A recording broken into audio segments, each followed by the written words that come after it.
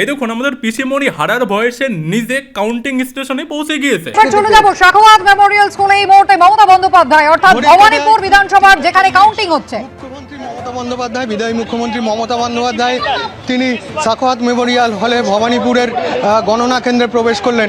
আমরা দেখতে পাচ্ছি সেই ছবি।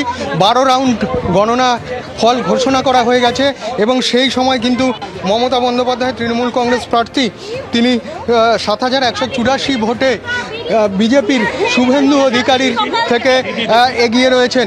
কীরকমের অবস্থা এবং তার মনের মধ্যে কীরকমের কি চলছে শুধুমাত্র একবার ভাবুন যে তিনি নিজের বাড়ি থেকে বেরিয়ে কাউন্টিং স্টেশনে পৌঁছে গিয়েছে দেখতে যে কিভাবে কি হচ্ছে। মানে পিসিমণির হাবভাব দেখলেই না আপনারা যে কেউ বলে দিতে পারবেন যে তার অবস্থা এখন বর্তমানে কীরকমের। এই ভয়টা দেখে আমার ভালো লেগেছে।